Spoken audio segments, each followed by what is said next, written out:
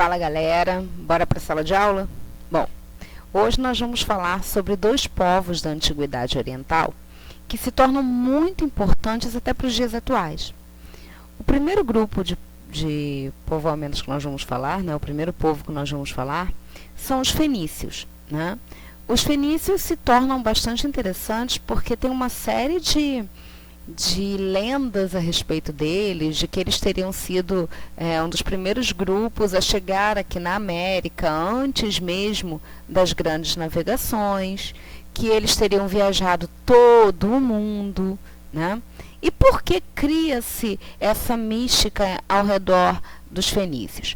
Primeiro, porque a Fenícia foi uma região, era uma região localizada no Oriente Médio, que era voltada para o mar Mediterrâneo, o que fazia com que o seu litoral fosse extremamente recortado e que eles vivessem do mar, eles vivessem daquilo que o mar poderia oferecer. E o mais interessante é que com isso eles vão desenvolver muitas técnicas de navegação. Não é à toa que eles vão receber o apelido de povos do mar. Essa região dos fenícios hoje é conhecida como a região do Líbano. Região do Líbano. É interessante que vocês observem que eles faziam fronteira com o que hoje a gente conhece como Síria, Palestina e a área que era da Mesopotâmia. É por isso que a gente estuda os fenícios agora, nesse período, São os povos que viviam naquela região ao redor ali da Mesopotâmia. Por conta dessa proximidade com o mar Mediterrâneo, dessa relação tão próxima do mar Mediterrâneo, os fenícios vão ter uma descentralização política, ou seja, um poder que não ficava nas mãos de uma só pessoa.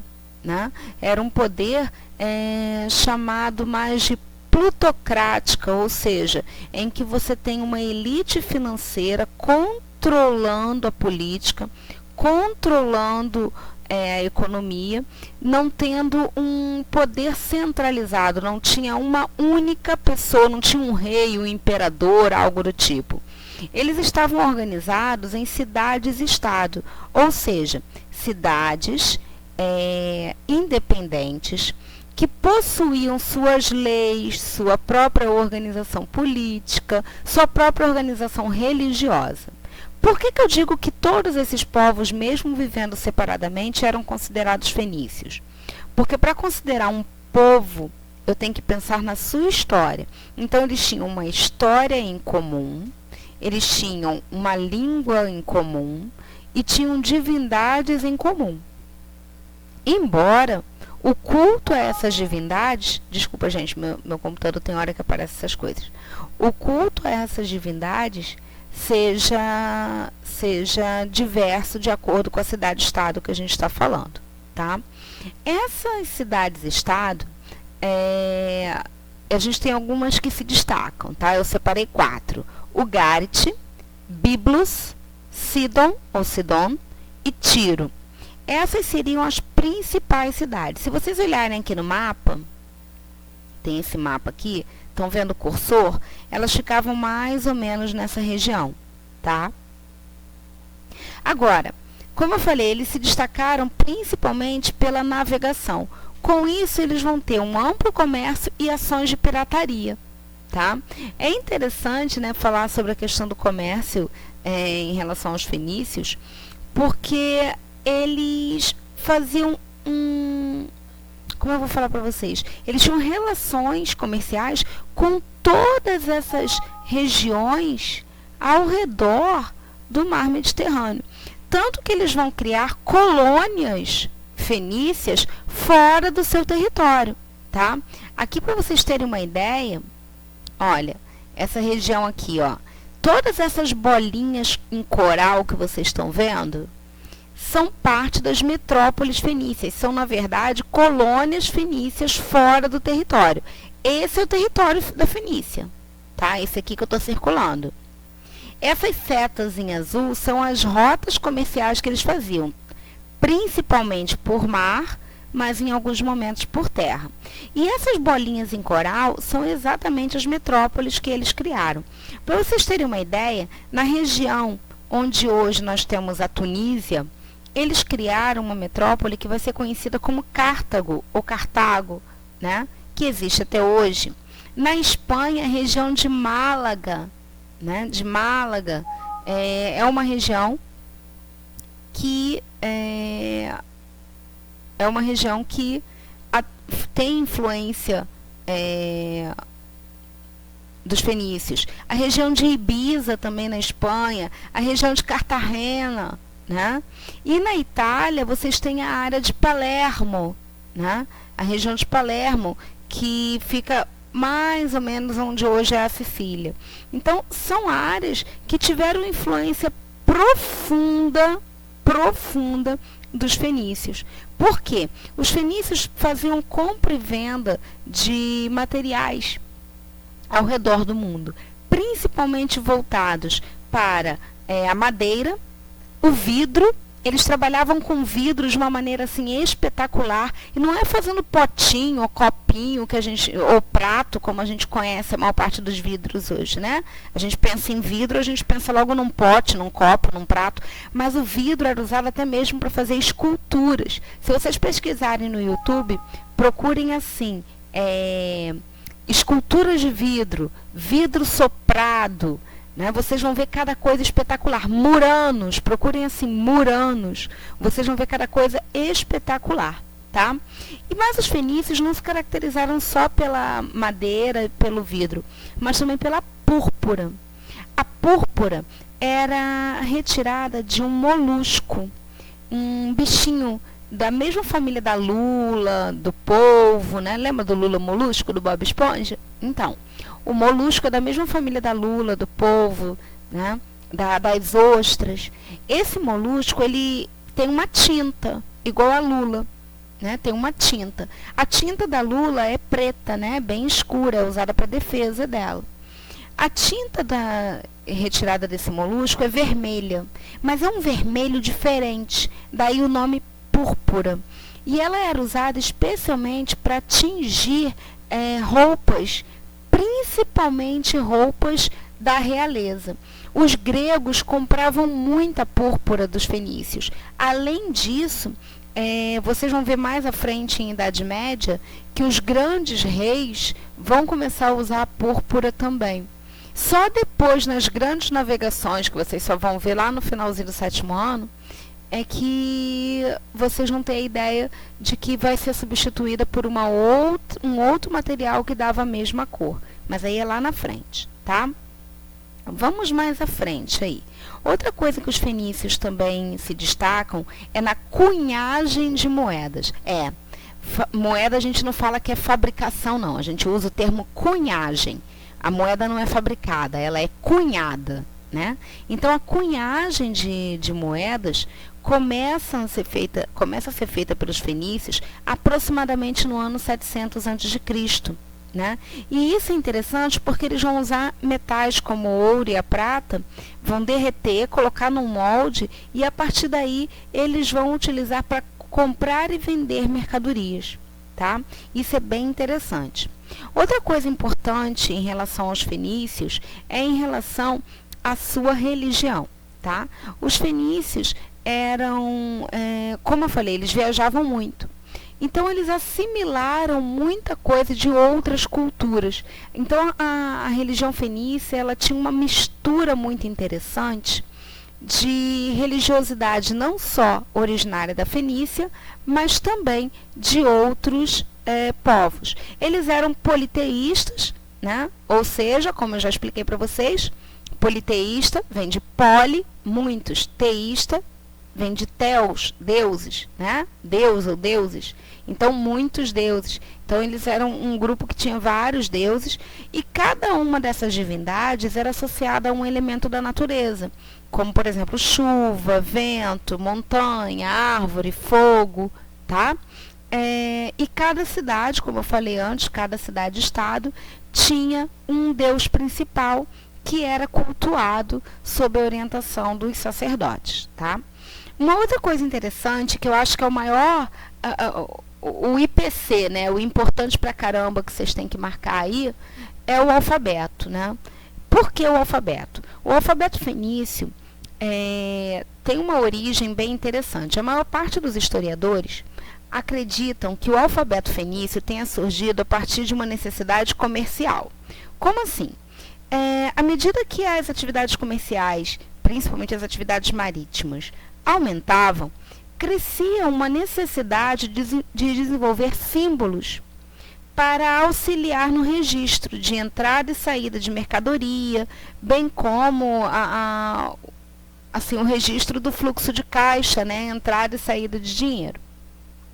É interessante que eles criaram 22 letras, todas elas eram consoantes, eles não tinham vogais como nós, né? E essas 22 letras tinham relações próximas com significados do dia a dia. Por exemplo, eles tinham uma letra específica, que era chamada de Aleph, por exemplo, que significava boi. Então, poderia contar quantos bois, né? Tinha uma outra letra específica, que era Gimel, que significava camelo.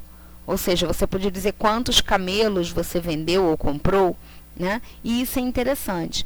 Esse alfabeto, depois de algum tempo, foi pego pelos romanos e pelos gregos, dando origem ao alfabeto latino, que é o que nós utilizamos hoje. Olha que interessante. Hoje, nós, aqui no Brasil, tudo isso que vocês estão vendo escrito aí na telinha de vocês, foi baseado em caracteres criados pelos fenícios há milhares de anos. Então vejam que interessante como os fenícios influenciaram e influenciam até hoje a nossa sociedade. Então é importante que vocês lembrem, né, que vocês tenham colocado como base para vocês não se perderem, para vocês não esquecerem aí em relação aos fenícios, que, primeiro, esses caras tinham uma capacidade de organização comercial espetacular. Eles conseguiram criar colônias fora do seu território, em áreas bem distantes, por causa da sua movimentação comercial. Segundo, eles tinham uma capacidade de organização política muito interessante, que era a de cidade-estado, que nós vamos ver mais à frente também em outros povos da antiguidade, como os persas, que a gente ainda vai ver hoje, e mais à frente com os gregos, tá? Outra coisa importante que a gente não pode esquecer em relação aos fenícios é a criação do alfabeto. Então, são 3 pontos essenciais, tá bom? Aqui nesse slide tem uma imagem que é de um barco fenício. Isso aqui, gente, é uma imagem que foi resgatada numa pesquisa arqueológica, tá? Ela é entalhada na pedra, ela é grafada na pedra. E aqui, talvez uma das coisas que eu queria deixar bem destacado para vocês. Essa é a bandeira atual do Líbano, tá? A bandeira do Líbano tem, a única imagem que tem nela é essa árvore, uma árvore enorme, estão vendo? O nome dessa árvore é cedro, tá? Ou cedro, né? Do Líbano. O nome dela é cedro do Líbano. E por que essa árvore está na bandeira do Líbano? Lembram que eu falei que os fenícios ficavam na região onde hoje é o Líbano? Lembram que eu falei que eles trabalhavam muito com navegação? Quem trabalha com navegação tem muitos barcos. Os barcos eram feitos de madeira. E a madeira era retirada do cedro do Líbano. A região em que eles viviam, essa áreazinha que vocês têm aqui no mapa, é uma região que tinha muitas florestas de cedro, né? E eles utilizaram essa madeira para poder, de certa forma, desenvolver a sua navegação. Então, o cedro do Líbano é considerado o grande herói da civilização fenícia. É interessante isso, né? E aí os libaneses, em homenagem a essa árvore tão importante, sobre a qual se desenvolveu a sociedade, decidiram colocar a imagem do cedro do Líbano na bandeira. Beleza até aí, galerinha? Tranquilo? Tá. Então, nós vamos à frente. A gente vai começar a falar agora dos nossos amiguinhos persas, né? Os persas também vão se destacar de uma maneira assim, muito interessante. E eu gosto muito de falar dos persas porque eles tinham uma força expansionista gigantesca. Eu me atrevo a dizer que os persas foram um povo que mais se destacou em conquistas territoriais durante alguns reinados. E talvez tenha sido o povo que teve dois dos maiores líderes políticos da antiguidade, tá? Principalmente dois carinhas, o Ciro e o Dario I, tá? Tem um outro cara que vocês conhecem de alguns filmes, que é o Xerxes, né? Quem assistiu 300 aí, levanta a mão. Beleza, eu levantei as duas aqui porque eu assisti 300 e assisti 300 a Ascensão do Império. Cansei de assistir, já assisti mais de 1000 vezes. Então, vamos voltar aqui. Então, quem assistiu 300, lembra do Xerxes, que foi interpretado até por um ator brasileiro, né, o Rodrigo Santoro. E interpretado de uma maneira espetacular. Mas, o Xerxes, ao contrário do que a gente pensa, não foi o cara dos persas. Não foi o cara. Ele foi um dos responsáveis pela decadência do Império Persa. Ué, como assim, Érica? Calma, a gente vai ver essa parada já já. Então, falando aí dos persas. Atualmente, a região do Irã é a área onde viviam os persas, né? Que fica ali entre o Mar Cáspio e o Golfo Pérsico. Os persas viviam ali por volta do ano 6000 a.C. Seus territórios faziam fronteira com o Golfo Pérsico, a Mesopotâmia e parte da Ásia. Né, ali na região do rio Indo, né, o nome do rio era Rio Indo, que pega a área do Paquistão, China, Índia.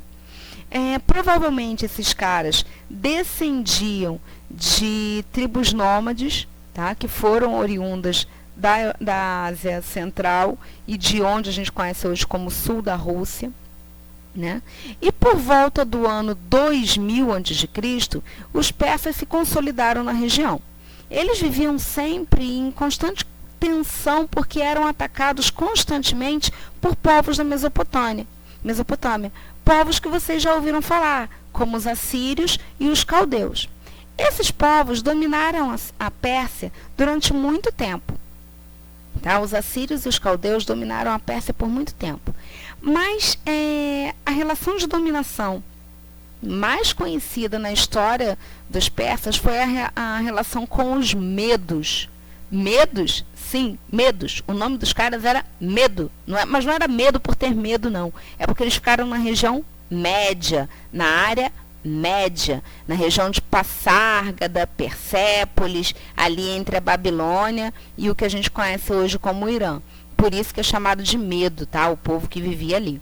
Então, esse povo migrou para o Planalto iraniano, né, onde era a região dos persas, e lá eles fizeram o domínio sobre os persas por muitos e muitos séculos. Né? Essa situação de dominação dos medos sobre os persas começou a mudar com o surgimento de um líder militar que era príncipe da Pérsia, tá? Conhecido pelo nome de Ciro, o Grande. Né? Ciro, por volta do ano 550 a.C., começou a desenvolver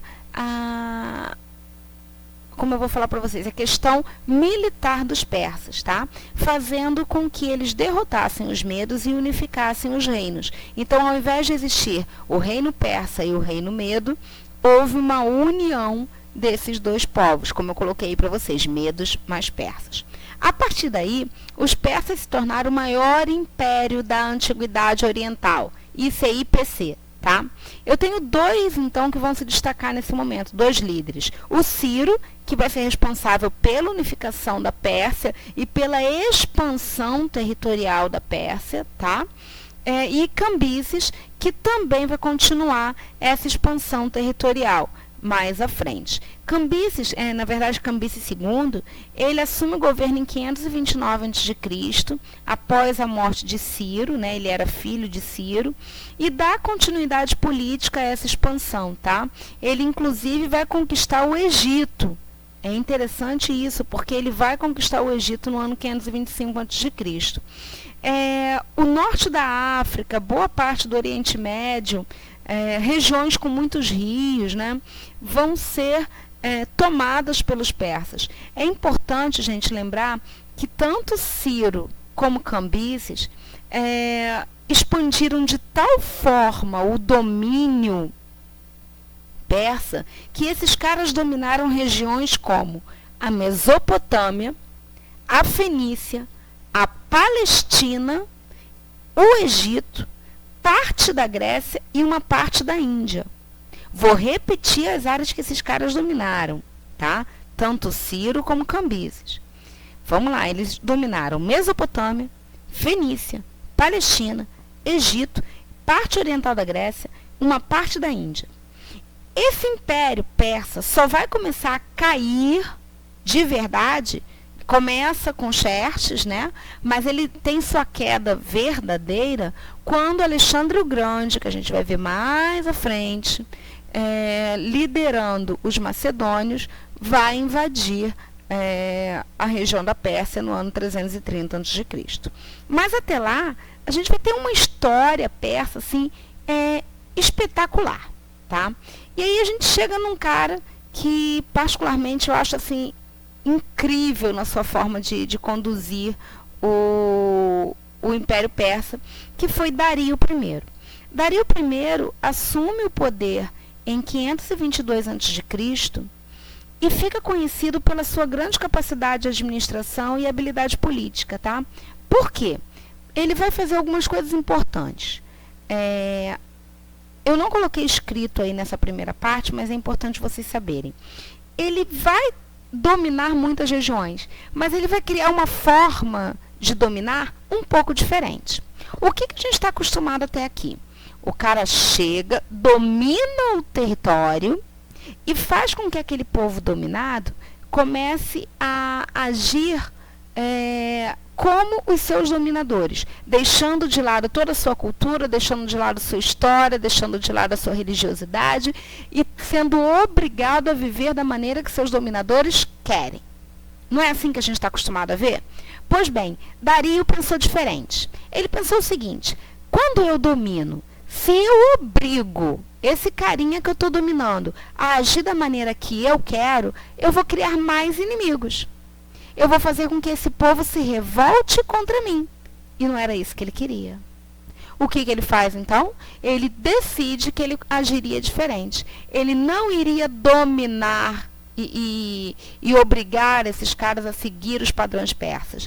Ele iria dominar, ia deixar com que esses povos permanecessem seguindo seus próprios caminhos, tanto na questão religiosa, a questão dos costumes, né? Ele vai manter a organização social desses povos, mas tudo tem um preço, né, gente? E o preço qual era? Ele iria exigir o pagamento de tributos, de impostos e participação obrigatória no exército persa. Deu para entender? Então, ele deixa esses povos manterem a sua liberdade religiosa, cultural, social, mas, em contrapartida, eles precisam manter também o pagamento de altos tributos, né, impostos pesadíssimos, e precisam participar efetivamente do exército persa. Não é à toa que o exército persa vai se tornar um dos maiores exércitos da antiguidade. Até aí, beleza? Tranquilo? Tudo bem? Foi? Então tá. Já que eu tenho um império gigantesco, eu preciso organizar. Foi o que Dario pensou.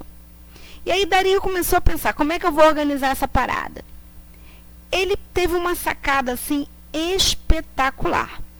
Ele dividiu o império em províncias. Ele dividiu o império em pedacinhos. Que pedacinhos? Eram as chamadas satrápias.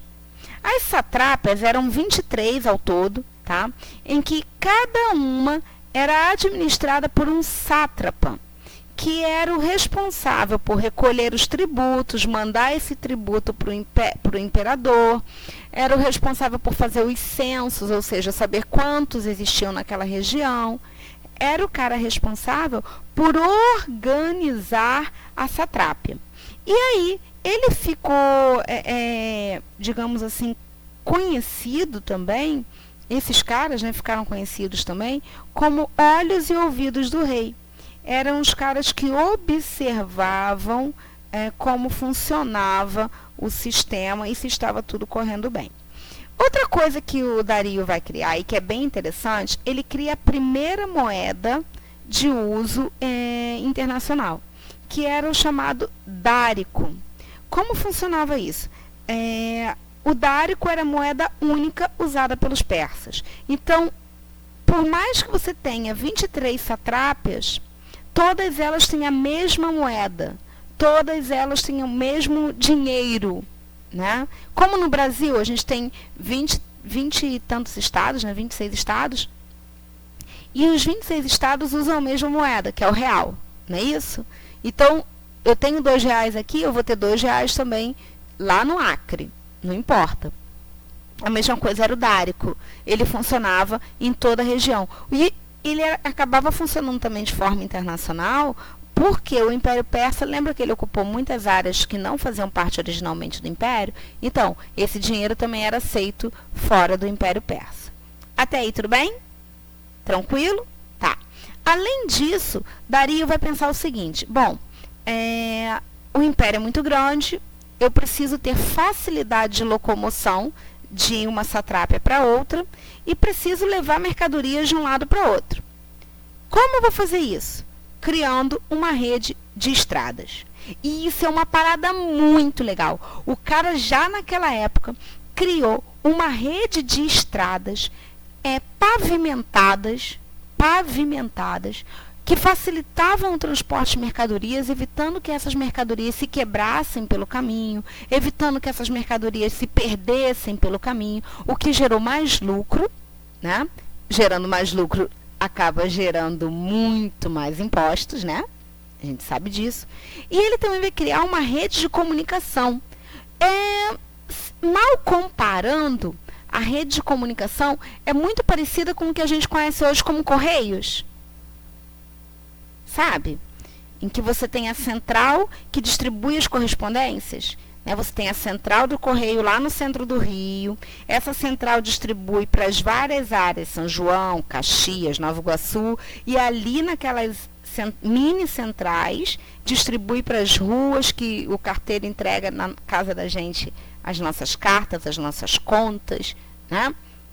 Então, seria mais ou menos isso que o Dario criou.